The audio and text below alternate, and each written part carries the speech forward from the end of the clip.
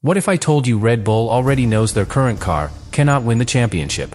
Because after China, the data is clear. They are losing time in every critical phase. Entry, traction, energy deployment. And worst of all, reliability just failed them when it mattered most. But here's the part nobody is talking about. This is not a small upgrade situation. Red Bull is preparing a completely different version of the RB22, a B-specification car. More stable, less extreme. Built to fix the one problem even Verstappen cannot drive around. And that changes everything. Because the current car forces him to survive laps, instead of dominating them. Now imagine this. A version of that car? That finally gives him confidence again. Or worse, a version that removes the edge that made Red Bull unbeatable. That is the risk. That is the gamble. And the decision has already been made. Subscribe now, because what Red Bull is about to introduce could decide the entire season. Red Bull didn't leave China confused. They left with a diagnosis. Because for a team like this, 2 races are enough to understand everything. Australia gave them warning signs. China confirmed the problem. And now, there is no doubt. The RB22 is not operating in a usable window. Not consistently. Not predictably. And definitely not at a championship level. Because when you break down what actually happened in China, the issue wasn't just the DNF. That was the consequence. The real problem was visible long before that. From the first laps, the car was unstable under braking, nervous on entry, and most importantly, unreliable at the rear. And that changes everything. Because Red Bull's entire philosophy, for years, has been built around a very specific idea. A sharp front end. A loose rear. A car that rotates aggressively. A car that rewards precision. And punishes hesitation. That worked perfectly when the regulations allowed it. When the balance was controllable. When Verstappen could live on that edge. But now, that same philosophy is becoming a limitation. Because the 2026 regulations changed the game. More weight. More electrical dependency. More sensitivity in energy deployment. And suddenly, that aggressive rear is no longer an advantage. It is a weakness. Because instead of helping rotation, it's creating instability. And instability in this era kills consistency. And this is exactly what we saw. Verstappen fighting the car. Not flowing with it. Not attacking. Adapting. Surviving. Managing every phase of the lap just to stay competitive. And here is where Red Bull made the most important realization.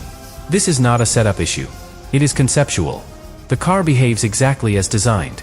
And that design no longer fits the environment. So instead of trying to adjust it, they are changing direction. And that is a massive decision. Because when you abandon a concept, you also abandon everything built around it. Setup philosophy, driver feedback loops, development path, even the identity of the car itself. And that is why this B-specification is not just an upgrade. It is a reset. A shift toward a more stable platform. A wider operating window. A car that can perform across different conditions, without falling apart. But here is where the risk becomes real. Because making the car more stable means reducing that aggressive rotation. Reducing that sharpness. Reducing that edge. That made Verstappen untouchable. So now Red Bull is facing a very uncomfortable trade. Do you keep the DNA of the car and accept inconsistency? Or do you change it and risk losing your biggest strength? And the answer is already clear. They are choosing change. Which tells you something even bigger. They believe the current version has no path to a title. And when a team like Red Bull reaches that conclusion, they don't hesitate. They rebuild. Fast. Aggressively. And without looking back. Because waiting is the only thing they cannot afford right now. But here is where Red Bull's situation becomes even more complex. Because changing the concept is only half the problem. The other half is timing. And right now, timing is against them. Because while Red Bull is preparing a reset, Mercedes is already operating at full capacity. Winning.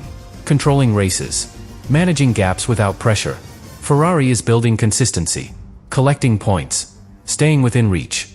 And Red Bull is starting from behind. Which means this B-specification does not arrive into a calm championship. It arrives into a fight that is already moving. And that changes everything. Because normally, when you introduce a major upgrade, you have margin. Time to understand it. Time to adapt. Time to fix small issues. But Red Bull does not have that luxury. This car needs to work immediately. From the first lap. From the first run. From the first race weekend. And that creates enormous pressure. Not just on the engineers. On the entire system. Because when you rush development, you increase risk, correlation errors, unexpected behavior, setups that don't match simulations. And in a car that is already sensitive, that can become a disaster. But Red Bull is still pushing forward, because they understand something critical. Standing still is worse than failing. And this is where the role of Verstappen becomes even more important. Because this new car will not feel like the old one. It cannot. The entire goal is to remove the instability, to give him confidence, to give him a wider window. But that also means he will have to adapt. And that is something people don't talk about enough. Because Verstappen's dominance was built on a very specific type of car. One that rotates aggressively. One that allows him to attack the limit earlier than anyone else. Now imagine taking that away, even partially, and replacing it with something more stable, more controlled, more neutral. That sounds easier. But it is not. Because drivers don't just adapt instantly. They recalibrate. They rebuild trust. They learn new references. And that takes time. Time that Red Bull doesn't have. So now everything depends on a very delicate balance. A car that is stable enough to fix the problem, but still sharp enough to match Verstappen's instincts. And that is incredibly difficult to achieve.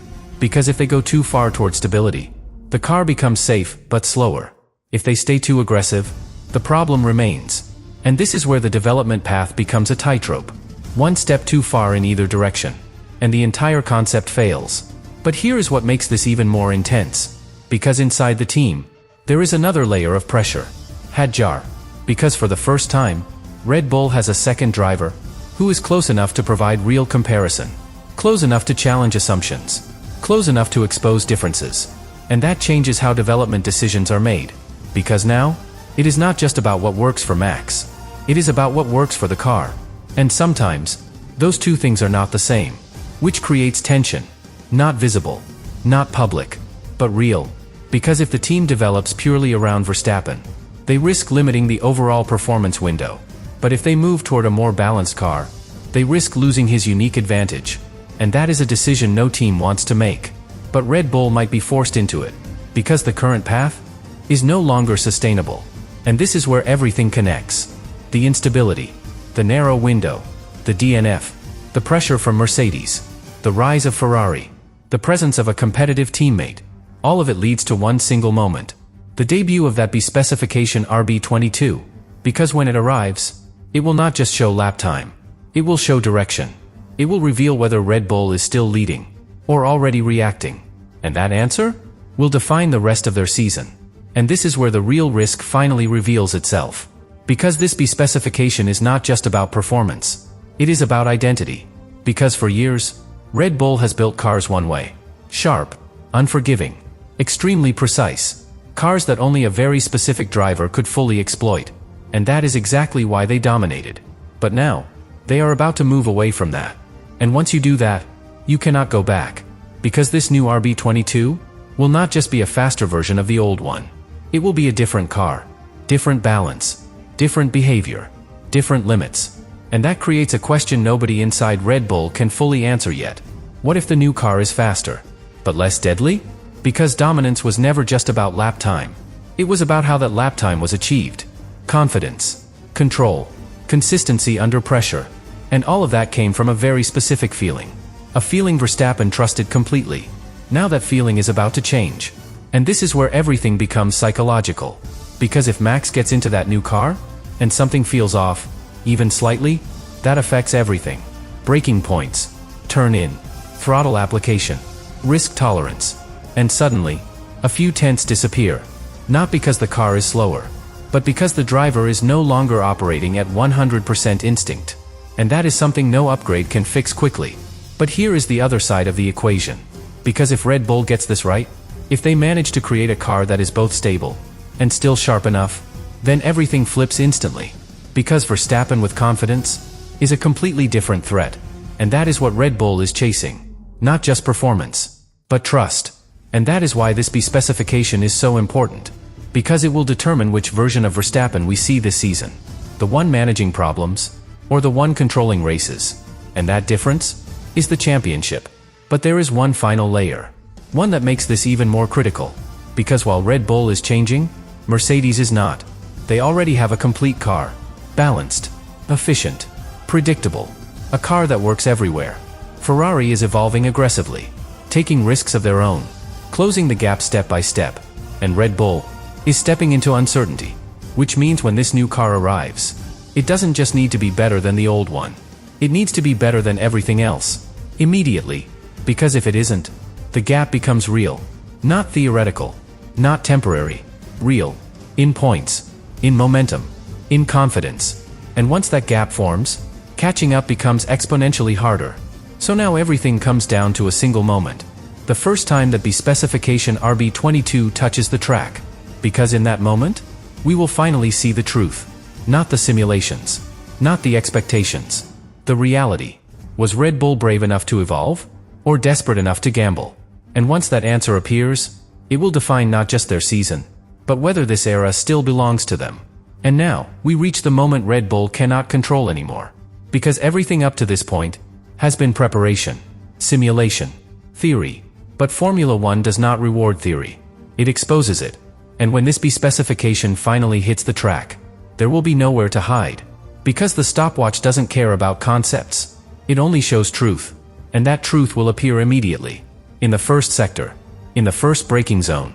In the first moment Verstappen turns into a corner, and either trusts the car, or hesitates. And that single reaction will tell the entire story. Because if the rear is stable, if the car rotates without fighting him, if the balance holds under load, then everything changes. Not gradually. Instantly. Because Red Bull doesn't need a miracle. They need a foundation. And if this new car gives them that, they are back in the fight. Immediately. But if it doesn't, if the instability is still there, if the window is still narrow, if the car still demands survival instead of attack, then this entire reset fails. And that is the risk they are taking. All at once. No slow transition. No safety version. Just a direct leap into a new concept. And this is where the pressure becomes something else entirely. Because now, it is not just about beating Mercedes. It is about proving that Red Bull still understands how to build a winning car. Because for the first time in years, that is not guaranteed. And inside the garage, they know it. Because dominance hides problems. But struggle exposes them. And China exposed everything.